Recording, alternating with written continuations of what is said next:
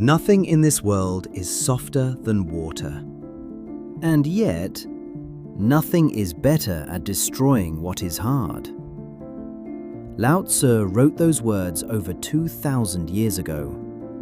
Everyone reads them, everyone nods, and almost nobody lives by them. This is the story of a man who spent 10 years being a rock. Strong, unmovable, in control of everything. Until the day the river showed him what strength really looks like. And if you have ever tried to hold your life together so tightly that it started falling apart, this story is about you.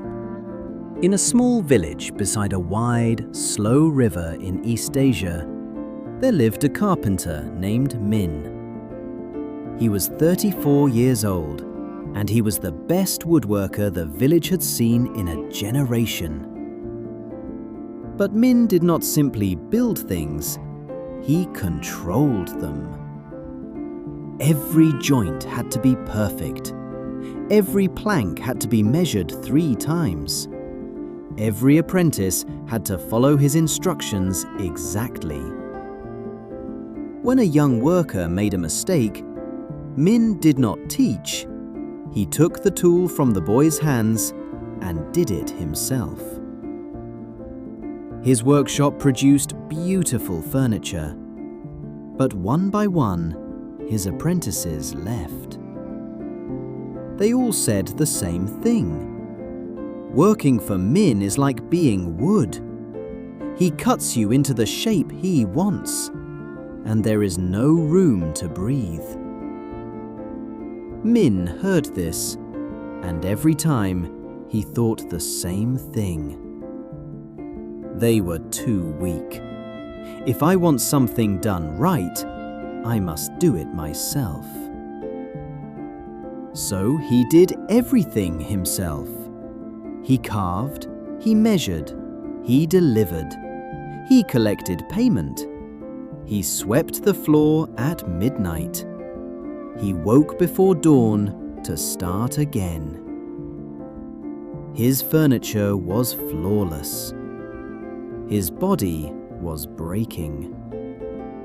His hands had begun to shake, a small tremor at first, barely visible. But a carpenter whose hands shake is like a river that has forgotten how to flow. And then the rain came. It rained for 7 days. The river, which had been calm and slow for as long as anyone could remember, swelled beyond its banks. On the 7th night, the water reached Minh's workshop. He did what he always did. He fought. He stacked sandbags. He hammered boards across the doorframe. He built a wall between the water and his life's work. His arms burned. His back screamed. His shaking hands gripped the hammer so hard, his knuckles split open. But the water did not stop. It did not fight back. It simply found every crack, every gap, every tiny space Minh had missed, and it poured through. By morning, his workshop was flooded. Half his furniture, months of work, was ruined. The wall he had built was scattered downstream like leaves. For the first time in his life, he had given everything he had, every ounce of strength, every hour of the night, and it was not enough. He had tried to stop the river, and the river did not even notice. The next morning, Minh walked along the riverbank. He did not know where he was going, he just walked. Something he had not done without a purpose in years. Half a mile downstream, he found something that stopped him. an old woman sat beside the water, weaving a fishing net. Her house stood untouched by the flood.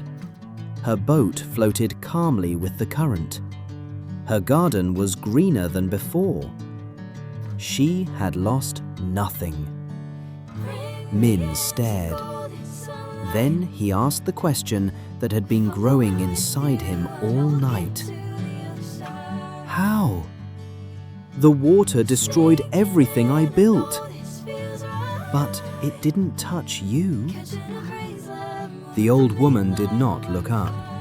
She simply said, "Because I never tried to stop it." Minh sat down. "I built a wall, sandbags, boards. I fought the water all night.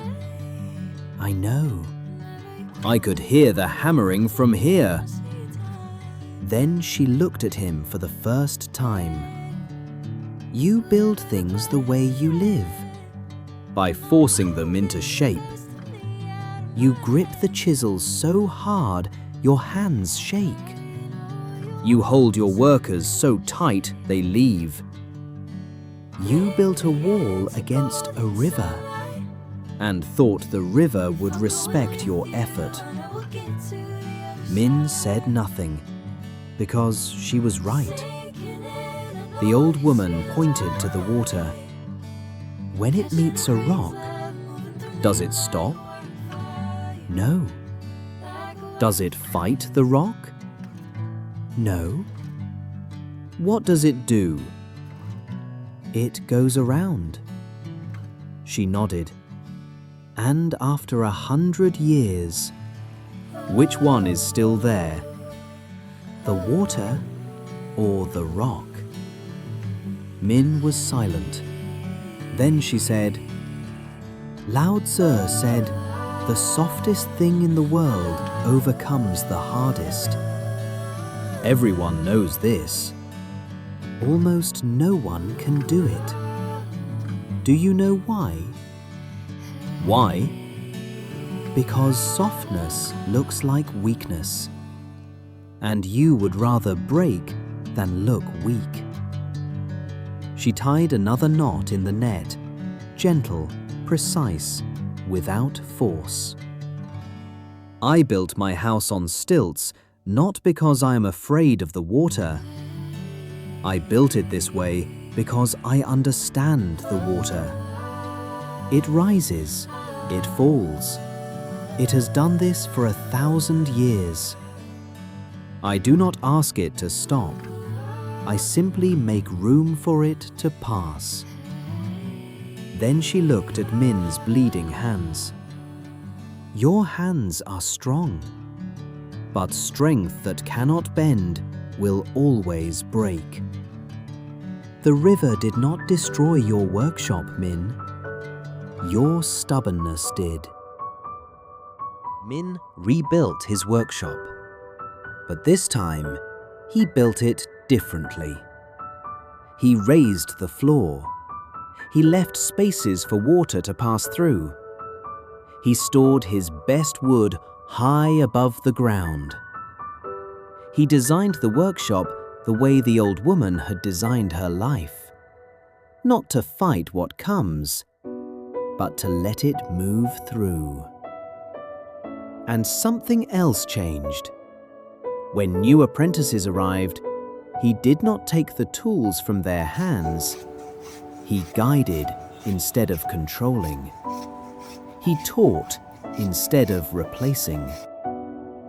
The Taoists had a word for this: WuWei. Not doing nothing, but doing without forcing. Acting the way water acts, always moving, always shaping, never forcing. His furniture was no longer perfect, but it was alive. Each piece carried the fingerprints of different hands, imperfect, human, real. And people loved it more than anything he had ever built alone. his hands stopped shaking.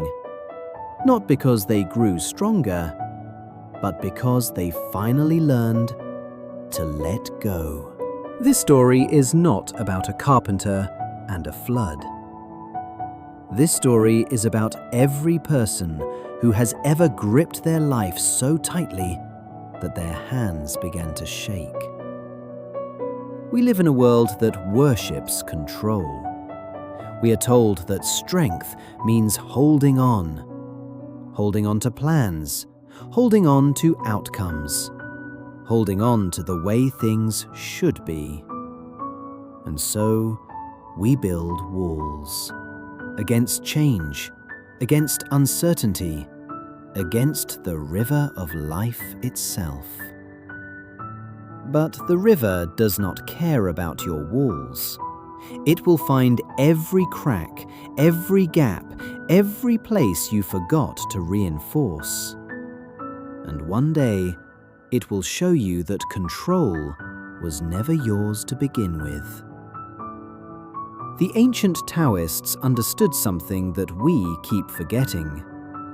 The softest thing in the world can overcome the hardest.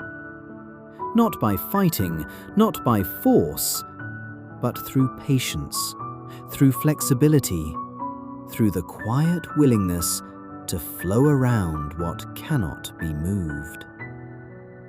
The Grand Canyon was not carved by dynamite. It was carved by water, slowly, softly, over millions of years.